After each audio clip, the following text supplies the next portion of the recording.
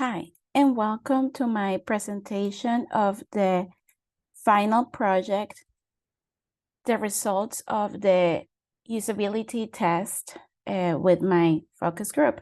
So before I start, I want to say that my two websites chosen for this project were REI and Dick's Sporting Goods. So let's get started.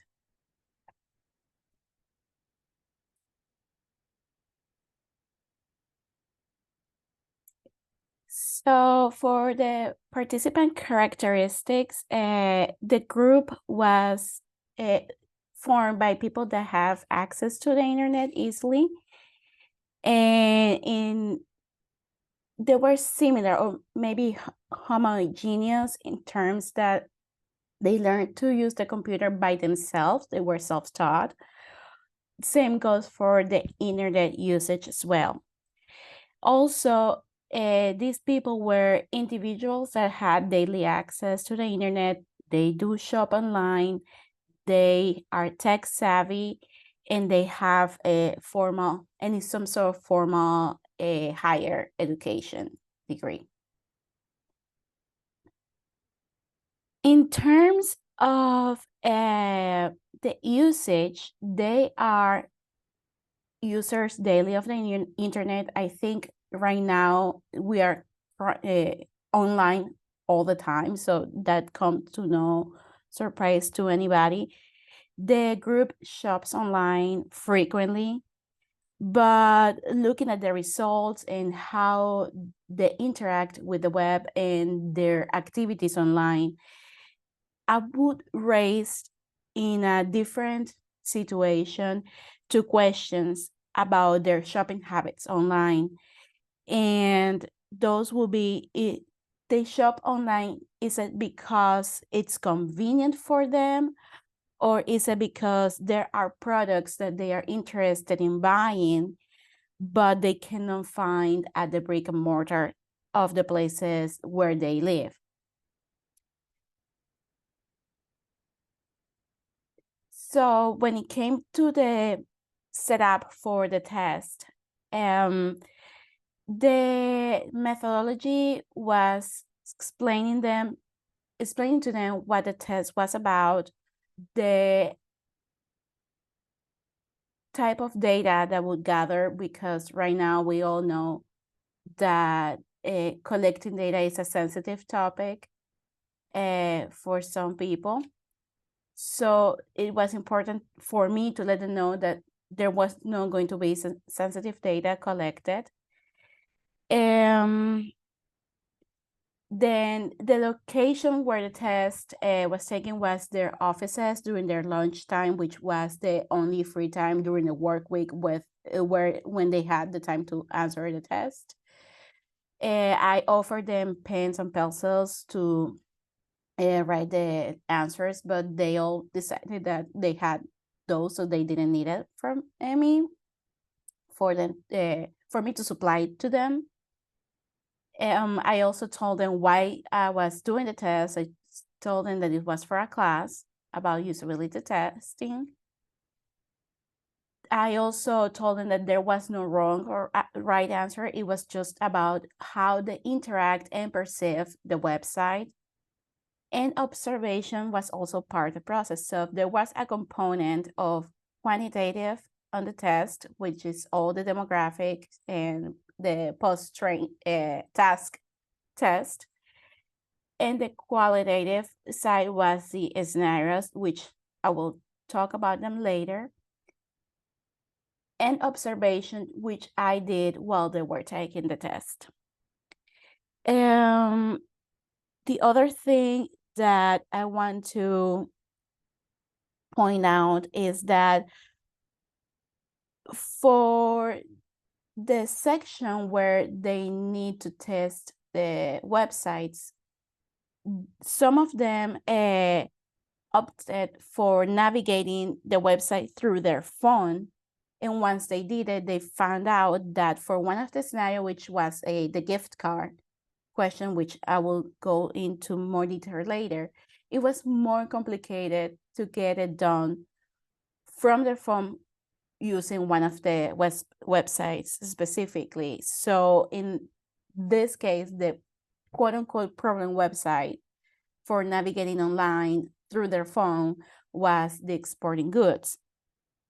That leads me to believe that DSG is not that optimized or responsive for that action specifically to be done over the phone. Also, and this was out of everybody's hands, was the fact that they took a little bit longer than expected to reply the questionnaire because some people, again, this was in their offices, so some people would stop by to ask questions related to their work activities. So, but that is out of everybody. It's something that they couldn't control. So let's talk about results. This table is the results for both websites. It turns out that they do not intend to use the websites often. The sites, they found that they were easy to learn. There was a general satisfaction about the products that both companies offer to the public. The utility of the website was found neutral by the users. So the other thing, looking at the results that stood out to me, was the mean results of the intent of the use of the website, which scored 4.42, and the perceived utility of the website, which scored 0.77, as they were so close. The margin was really close in number. So maybe for the future, I think that result stems from the sample being small, but nothing else. Now, for REI specifically, the users didn't favor this website that much. However, they found that it was easy to learn. They perceived the website as a good in terms of utility. The products offered in some cases were not that interesting for the users. However, I think the positive is the fact that since the website is easy to use, is an advantage for people that will be new leads that are not familiar with the website. They can navigate it easily. They can just browse and maybe check what's in there for them in the future, meaning that down the timeline, these leads can be converted into loyal customers. So moving them throughout the marketing funnel. Because at the end of the day, like as I read once on the internet, websites are the 24/7 customer service for potential people, for loyal customers. So the websites need to be easy to navigate for everybody. For DSG, they did like this website better, but it was not that different of a margin between REI and DSG. However, they leaned more towards this. It was also easy to learn. They perceived it as good in terms of utility, same as its counterpart. And the products from DSG were more appealing to the subjects that were tested. Now, comparing and contrasting.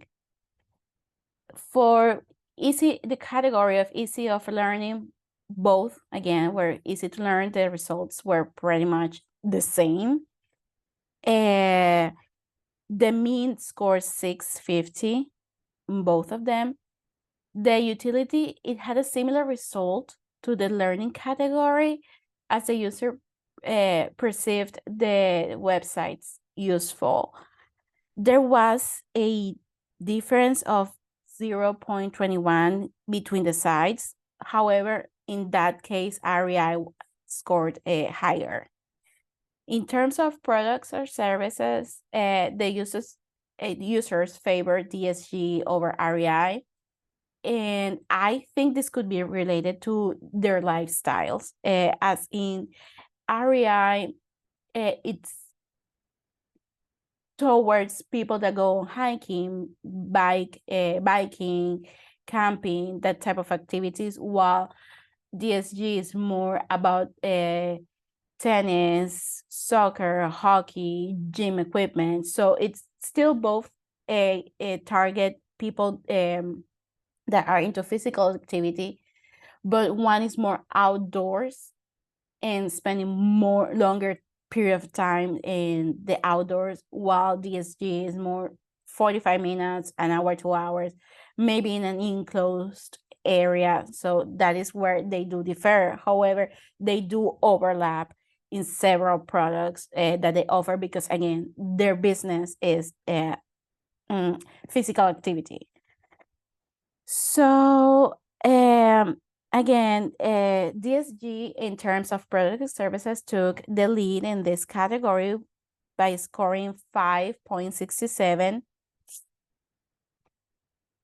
And also the favoring of DSG over REI can be as well that maybe Gainesville, which is the city of where these people live, or the greater area of Gainesville, they do not have the spaces for them to justify a purchase for something that is larger, maybe like a bigger national park, or that it would require them to go out of the way to use the products that REI offers. Now, about impressions of website usability, the users found DSG slightly more usable than REI. This indicates me that both sites were well built for the purpose. So they're good in that area. In terms of intent of use, again, the subjects do not intend to use the websites that frequent, and the results were for both sides lower in that category. So my assumption is that the group that was tested is not the target audience for DSG or REI. Now for the scenarios questions, one of them was, what would you do if you place an item, a pair of shoes, and then in your cart, and then you realize that is the wrong color? What do you do to change?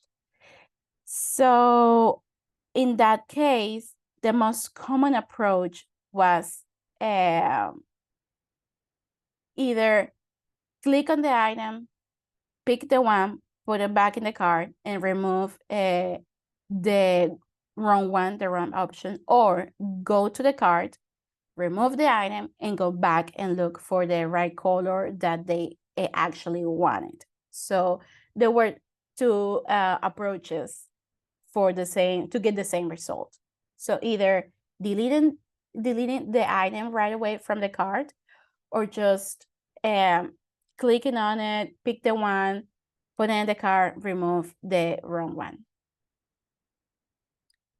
For the scenario number 2, that they were their task was to find a specific brand of bottled water in their website. What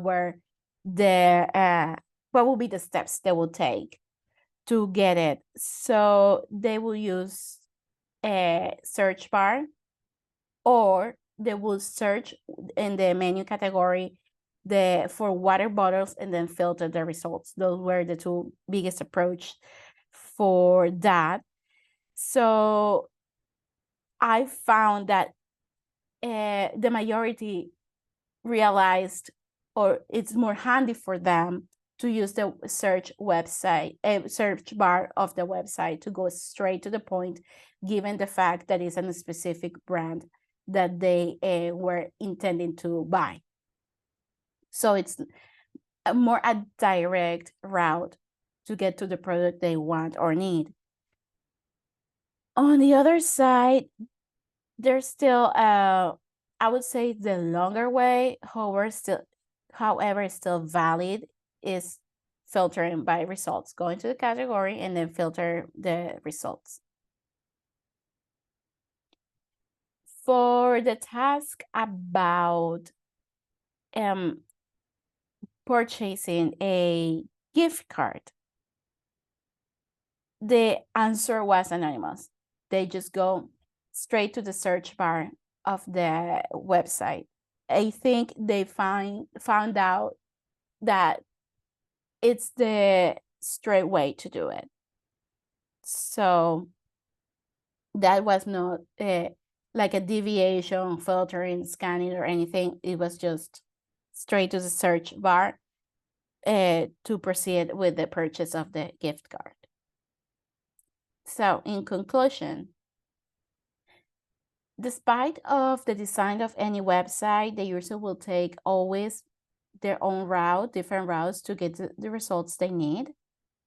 The lifestyle and geographical location will determine the frequency of visits to one website over the other. Both sites were well built and user-friendly, easy to navigate. Search bars are key, definitely.